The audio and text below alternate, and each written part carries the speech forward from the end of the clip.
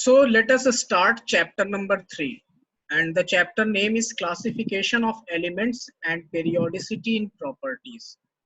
So this one is the very important chapter, and this chapter is the basis of your inorganic chemistry. ये inorganic chemistry का basic है, और अगर आपको इस चैप्टर के कॉन्सेप्ट्स क्लियर नहीं हुए तो मान के चलो आपको इनऑर्गेनिक केमिस्ट्री समझ में नहीं आएगी। So this chapter is very important. It does not mean that we are studying this chapter in grade 11th and the same chapter we don't need to have any focus in grade 12th. No, this chapter plays very important role in your grade 12th also. So you have to be more careful while studying this chapter. You have to clear each and every doubt and each and every concept related to this chapter. तो हम लोग यहाँ पर क्या पढ़ने जा रहे हैं? हम लोग सबसे पहले हम लोग पढ़ेंगे हिस्ट्री ऑफ पीरियोडिक टेबल। ये पीरियोडिक टेबल जो आज आपके सामने मॉडर्न पीरियोडिक टेबल जो बनकर आया है वो कैसे आया, क्या क्या उसमें स्टेप थी। जैसे ह्यूमन के इवोल्यूशन की बात करो तो ह्यूमन पहले मंकी था, उसके बाद धीरे धीरे इवोल्यूशन हुआ, उसने आग जलाना सीखा, कपड़ा पहनना सीखा, तो आज जाके वेल डेवलप्ड ह्यूमन बीइंग है। तो उसी तरह से क्या हुआ कि पीरियोडिक टेबल भी एक step by step gradually evolution के थ्रू डेवलप हुआ है। ठीक है, ये एक बार में डेवलप नहीं हुआ था। उसके बाद हम लोग कुछ पीरियोडिक प्रॉपर्टीज की बारे में पढ़ेंगे और उनकी पीरियोडिसिटी के बारे में पढ़ेंगे। पीरियोडिसिटी का मतलब कि या तो आप पीरियोडिक टेबल में टॉप टू बॉटम आ रहे हो या लेफ्ट टू राइट जा रहे हो, तो ये प्रॉपर्टीज या तो एक ग्रेजुअली इंक्रीज करती है या ग्रेजुअली डिक्रीज करती है। जैसे एटॉमिक रेडियस हुआ, इलेक्ट्रोनेगेटिविटी हुआ, आयोनाइजेशन पोटेंशियल हुआ और इलेक्ट्रॉन एफिनिटी हुआ। So in this chapter we are going to learn about these things. So let us start the chapter. So you know that हम लोगों को इलेक्ट्रॉनिक कॉन्फ़िगरेशन हम लोगों ने चैप्टर नंबर 2 में सीख लिया है।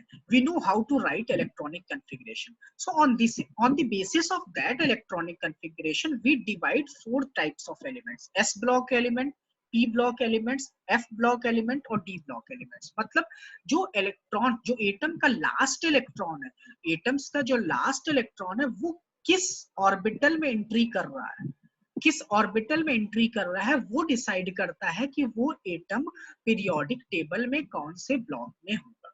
अगर इलेक्ट्रॉन जो होता है एस ब्लॉक में एंट्री कर रहा है, अगर electron is getting entry in your S block, अगर इलेक्ट्रॉन की एंट्री एस ब्लॉक में हो रही है तो वो किस में करेगा, एस ऑर्बिटल में हो रही है तो वो atom S orbital S block का होगा। अगर पी ब्लॉक में हो, पी ऑर्बिटल में हो रही वो एटम पी ऑर्बिटल का होगा। ठीक है, और मोर देन 70 to 80% जितने भी हम लोग के मेटल्स अवेलेबल हैं आपके पीरियोडिक टेबल में, उसके 80%, मोर देन 70 to 80% मेटल्स जो है वो क्या है आपके, मोर देन 70 to 80% एलिमेंट्स जो है वो मेटल्स हैं। वो क्या है, मेटल्स। मेटल्स क्या होते हैं, जो कि हार्ड होते हैं, डक्टाइल होते हैं, मैलिएबल होते हैं, लस्चरस होते हैं, दे हैव शाइनी अपीयरेंस होता है। आप लोगों ने पिछले क्लास में पढ़ा है, क्लास 10th में, तो उनको मेटल्स बोलते हैं। Metals have tendency to produce positive ion. तो ये है पीरियोडिक टेबल की definition. The grouping of elements according to their property. Elements को उनकी प्रॉपर्टी के अकॉर्डिंग ग्रुप करना इस तरह से, in such a way that elements with similar properties are grouped together. Similar property के एलिमेंट्स जो हो एक साथ आ जाए, उनको क्या, और एक टेबुलर फॉर्म में, तो उसे क्या बोलते हैं हम लोग, पीरियोडिक टेबल बोलते हैं। मतलब आपने एलिमेंट्स को इस तरह से ग्रुप किया उनकी एक प्रॉपर्टी के अकॉर्डिंग कि सिमिलर प्रॉपर्टी वाले एलिमेंट्स एक साथ आ गए, मतलब मेटल्स एक साथ आ गए, नॉन मेटल्स एक साथ आ गए, तो उनको हम लोग क्या बोलते हैं, इस तरह के टेबुलर फॉर्म को क्या बोलते हैं हम लोग, पीरियोडिक टेबल बोलते हैं। तो अब हम लोग हिस्ट्री ऑफ पीरियोडिक टेबल के बारे में हम लोग पढ़ेंगे। हम लोग किसके बारे में पढ़ने जा रहे हैं, हिस्ट्री ऑफ पीरियोडिक टेबल के बारे में। चलो, तो सबसे पहले जिस पीरियोडिक टेबल देने वाले साइंटिस्ट का नाम था लेवॉइजियर। लेवॉइजियर ने सबसे पहला पीरियोडिक टेबल दिया था। चलो, लेवॉइजियर मॉडल में क्या है, लेवॉइजियर ने ग्रुप किया था 33 एलिमेंट्स को, क्योंकि उस टाइम लेवॉइजियर के टाइम में 33 एलिमेंट्स की ही खोज हुई थी, और इन्होंने एलिमेंट्स को ग्रुप किया था मेटल्स और नॉन मेटल्स के फॉर्म में। मतलब मेटल्स वो होते हैं जो कि इलेक्ट्रॉन को लूज करते हैं, जैसे metals are those which loses electrons and they get positive charge. and non metals क्या होते हैं? नॉन मेटल्स जो होते हैं वो इलेक्ट्रॉन्स को एक्सेप्ट करते हैं, नॉन मेटल्स जो होते हैं वो इलेक्ट्रॉन्स को एक्सेप्ट करके निगेटिव चार्ज बनाते हैं। तो इस कॉन्सेप्ट के आधार पर उन्होंने 33 एलिमेंट्स को मेटल्स और नॉन मेटल्स में डिवाइड किया था। लेकिन इनके कुछ ड्रॉबैक थे, क्योंकि जैसे जैसे डिस्कवरी ऑफ एलिमेंट इंक्रीज हो गई, जैसे जैसे डिस्कवरी ऑफ एलिमेंट इंक्रीज हो गई, ये जो कॉन्सेप्ट था मेटल और नॉन मेटल्स का, ये इनसफिशियंट हो गया। मेटल और नॉन मेटल्स के आधार पर जो डिवीजन का कॉन्सेप्ट था वो इनसफिशियंट हो गया, क्योंकि कुछ एलिमेंट्स ऐसे भी थे, कुछ एलिमेंट्स ऐसे भी थे जिनकी प्रॉपर्टीज मेटल से भी मिलती जुलती थी और नॉन मेटल से भी। उनको क्या बोलते हैं हम लोग? मेटलॉइड्स। उनको क्या बोलते हैं हम लोग? मेटलॉइड्स। हम लोग आगे पढ़ेंगे, जब हम लोग पीरियोडिक टेबल पढ़ेंगे तो कौन कौन से मेटलॉइड्स होते हैं और कैसे उनकी पोजीशन को डिसाइड करते हैं, हम लोग वो भी पढ़ेंगे। ठीक है, तो कुछ एलिमेंट्स होते हैं जिनकी प्रॉपर्टीज मेटल्स और नॉन मेटल्स दोनों के सिमिलर होती है, उनको क्या बोला जाता है? हम लोग मेटलॉइड्स बोलते हैं। जैसे आपका जर्मेनियम एक मेटलॉइड्स है, इन द सेम वे। ठीक है, तो इस वजह से लेवाइजियर के मॉडल को रिजेक्ट कर दिया गया, क्योंकि इन्होंने एलिमेंट्स को मेटल और नॉन मेटल में ही डिवाइड किया था। इन्होंने एलिमेंट्स को मेटल्स और नॉन मेटल्स में ही डिवाइड किया था, इन्होंने मेटलॉइड की पोजीशन को डिवाइड नहीं किया था। ये देखो उनकी पीरियोडिक टेबल है, उनकी बुक से ली गई पीरियोडिक टेबल है लेवाइजियर की। अब दूसरा पीरियोडिक टेबल देने वाले हाइपोथेसिस थी प्राउड्स। प्राउड्स ने हाइपोथेसिस ये दिया था कि every element is made up of oxygen, hydrogen. whatever be the element you are looking around you, like nitrogen, sulfur, these all are made up of hydrogen। और उन्होंने एटॉमिक मास निकालने का एक फॉर्मूला भी दे दिया था, उन्होंने एटॉमिक मास निकालने का एक फॉर्मूला भी दे दिया था। और वो फॉर्मूला जो दिया था वो क्या था? Atomic weight is equal to n into atomic weight of hydrogen. मतलब हाइड्रोजन का एटॉमिक वेट कितना होता है? 1 होता है। तो अगर आपको हीलियम का निकालना है एटॉमिक वेट, तो 2 से आप मल्टीप्लाई कर दीजिए। उसके बाद लिथियम का निकालना है तो आपको 3 से मल्टीप्लाई कर दीजिए। मतलब n जो होगा एक इंटीजर होगा, होल नंबर होगा। लेकिन ये वाली जो हाइपोथेसिस थी, इसकी भी कुछ ड्रॉबैक थे, क्योंकि हर एलिमेंट हाइड्रोजन से मिलकर नहीं बना होता है, हर एलिमेंट हाइड्रोजन से नहीं बनता है। और कुछ एलिमेंट ऐसे भी हैं जिनका एटॉमिक मास जो होता है फ्रैक्शन में होता है, जैसे क्लोरीन का 35.5 होता है और स्ट्रोंशियम का 87.6 होता है। तो इस चीज को प्राउड जो थे वो एक्सप्लेन नहीं कर सके, इसलिए प्राउड्स हाइपोथेसिस को भी क्या कर दिया गया? रिजेक्ट कर दिया गया। इसीलिए प्राउड्स हाइपोथेसिस को भी रिजेक्ट कर दिया गया। तो देखो लेवॉइजियर हाइपोथेसिस में क्या हुआ था? मेटल और नॉन मेटल के फॉर्म में डिवाइड किया था। प्राउड्स ने क्या किया था? इन्होंने बताया था कि every element is made up of hydrogen, और उन्होंने एक फॉर्मूला भी दे दिया।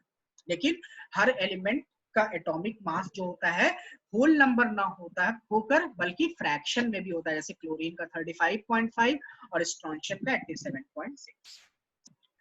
थर्ड मॉडल आता है डॉब्रिनर्स का ट्रायड सिस्टम। थर्ड मॉडल आता है आपका डॉब्रिनर्स का ट्रायड सिस्टम। इन्होंने क्या बताया था कि तीन एलिमेंट्स का एक ग्रुप बनाया। इन्होंने 3 एलिमेंट्स का ग्रुप बनाया सिमिलर प्रॉपर्टी के अकॉर्डिंग, और बताया कि जो बीच वाला एलिमेंट है, जो बीच वाला एलिमेंट होता है, इसका एटॉमिक मास पहले और तीसरे एलिमेंट के एटॉमिक मास के एवरेज के अप्रोक्सीमेटली बराबर होता है। मतलब डॉब्रेनर state in his law of triads that arithmetic mean of the atomic masses of the first and third element in the triad would be approximately, not exactly, approximately equal to the atomic mass of the second element in that triad। ये Dobereiner's का triad system है। जैसे हमने कई triad आपको दिखाए, triad number 1 में आप देखो लिथियम, सोडियम, पोटेशियम। लिथियम का 6.94 होता है, पोटेशियम का 39.1 होता है। इन दोनों का एवरेज लोगे तो सोडियम का आएगा which is approximately equal to 23। In the same way calcium और बेरियम के एटॉमिक मास का आप एवरेज लोगे तो 87.6 के बराबर आएगा। सल्फर और टेलुरियम का लोगे तो सेलेनियम के बराबर आएगा। तो ये कुछ ट्रायड्स हैं, हमने आपको 3 ट्रायड्स दिखाए, इसके अलावा भी बहुत सारे ट्रायड सिस्टम अवेलेबल हैं। लेकिन डॉबरिनस का ट्रायड सिस्टम के भी ड्रॉबैक थे। ये ट्रायड सिस्टम डी और एफ ब्लॉक के एलिमेंट्स पर अप्लाई नहीं होता है। ये triad system D and F block के एलिमेंट में अप्लाई नहीं होता है। आप देखोगे डी ब्लॉक में कि आयरन, कोबाल्ट और निकिल को एक साथ रख दिया गया है। आयरन, कोबाल्ट और निकिल को एक साथ एक ही ग्रुप में रख दिया गया है। तो ये ट्रायड सिस्टम फेल हो गया, क्योंकि तीनों का एटॉमिक मास अलग अलग होता है। तीनों का एटॉमिक मास क्या होता है? अलग अलग होता है। तो once again I am repeating, Dobereiner's के ट्रायड सिस्टम के अकॉर्डिंग, डॉबरिनर्स के ट्रायड सिस्टम के according every element, three elements are grouped together, three elements are grouped together, and the arithmetic mean of the atomic mass of the first element and the third element is approximately equal to the atomic mass of the second element, is approximately equal to the atomic mass of the second element. Now another periodic table is Newland's octave rule. 1865 में दिया था Newlands Octave rule. उस time 62 elements की खोज हो चुकी थी। तो इन्होंने, आपको पता है क्या क्या होता है? सारे, गामा, पाधा, निसा, 8 होते हैं संगीत में, 8 ऑक्टेव्स होते हैं। तो उन्हीं के अकॉर्डिंग आप देखोगे कि सा के बाद वापस जो सा है वो 8वां है। सा, रे, गा, मा, पा, धा, नी, सा। तो एवरी 8th वर्ड जो है म्यूजिक में, एवरी 8th वर्ड जो म्यूजिक में है वो फर्स्ट वर्ड का रिपीटेटिव है। तो इसी के आधार पर न्यूलैंड्स ऑक्टेव रूल बना है। इन्होंने जब increasing order of their atomic mass पर रखा एलिमेंट्स को, तो ऑब्जर्व किया कि every 8th element had similar property. जैसे लिथियम की प्रॉपर्टी सोडियम के बराबर है। क्यों? देखो, सा, रे, गा, मा, पा, धा, नी, सा। तो देखो, सा और सा, लिथियम पहला वर्ड हो गया, एलिमेंट हो गया, और 8th एलिमेंट सोडियम हो गया। इसी तरह से बेरिलियम से आप देखोगे तो मैग्नीशियम में सिमिलरिटी मिलेगी। बोरान से आप देखोगे तो एल्युमिनियम में, कार्बन से देखोगे तो सिलिकॉन में सिमिलरिटी मिलेगी। तो ये एक तरह से म्यूजिकल ऑक्टेव को फॉलो करता था, इसीलिए इसको न्यूलैंड्स का ऑक्टेव रूल बोला जाता है। इसीलिए इसको क्या बोला जाता है? न्यूलैंड्स ऑक्टेव रूल बोला जाता है। लेकिन इसके भी कुछ ड्रॉबैक थे कि ये जो न्यूलैंड्स ऑक्टेव रूल है वो सिर्फ कैल्शियम तक एप्लीकेबल है, जिसका एटॉमिक नंबर क्या होता है? 20 होता है। उसके बाद ये एप्लीकेबल नहीं होता, क्योंकि आप लोग अभी मॉडर्न पीरियोडिक टेबल उठा के देखोगे तो उसमें देखोगे कैल्शियम के बाद से डी ब्लॉक एलिमेंट आ जाते हैं। मतलब डी ब्लॉक एलिमेंट में 10 एलिमेंट्स होते हैं ईच रो में। तो क्या होगा? टोटल 18 एलिमेंट्स का डिफरेंस होने लगता है। अभी जब तक 8 एलिमेंट्स का डिफरेंस हो रहा था तब तक न्यूलैंड्स ऑक्टेव रूल काम कर रहा था, लेकिन डी ब्लॉक के बीच में आ जाने की वजह से अब ये डिफरेंस कितने का होने लगा? 18 एलिमेंट्स का होने लगा, जिसकी वजह से न्यूलैंड्स के ऑक्टेव रूल को भी बाद में रिजेक्ट कर दिया गया। लेकिन ये अप टू 20 तक वर्क करता है, बट ये अप टू 20 तक वर्क करता है। क्लियर? यहां तक किसी को doubt? Any doubt? If you have any doubt you can ask question.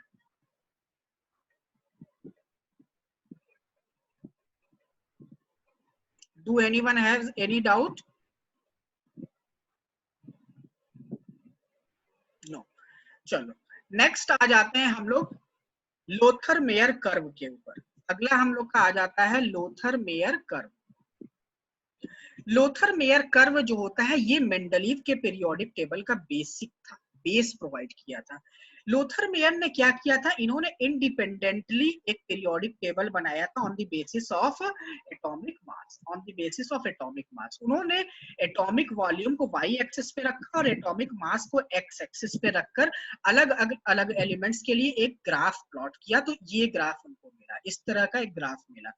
इसमें इन्होंने देखा जो पीक है, ये जो पीक है यहाँ पर सोडियम, पोटेशियम, रुबिडियम, सीजियम जैसे एलिमेंट प्रेजेंट है। मतलब हाईली इलेक्ट्रोपॉजिटिव, मतलब हाईली मेटल्स जो वेरी स्ट्रॉन्ग मेटल्स हैं, highly electropositive elements are present हैं। जो आपका डिसेंडिंग पोर्शन है, ये जो डिसेंडिंग पोर्शन आपको दिख रहा है, यहाँ पर जो है लेस इलेक्ट्रोपॉजिटिव एलिमेंट्स प्रेजेंट है, और मेटलॉइड्स जो प्रेजेंट हैं वो एट द बॉटम पे। जितने भी बॉटम पे आप जगह देख रहे हो ये सब क्या है? मेटलॉइड्स हैं। मतलब इनकी पोजीशन ये मेटल से भी सिमिलरिटी रखते हैं और नॉन मेटल से भी।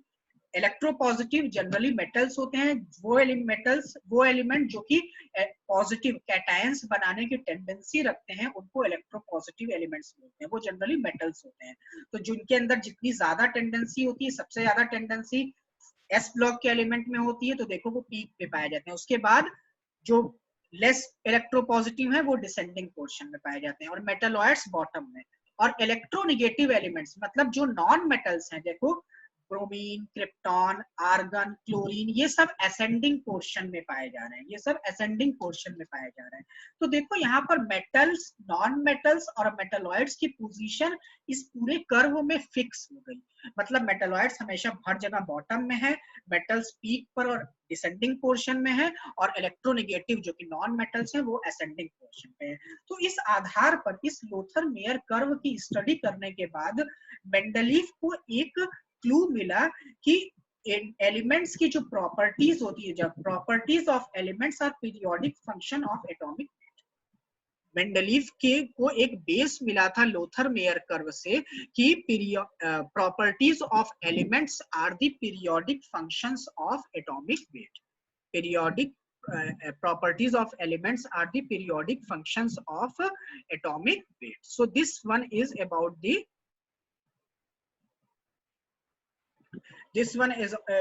the Lothar Meyer curve. Okay, now is there any question?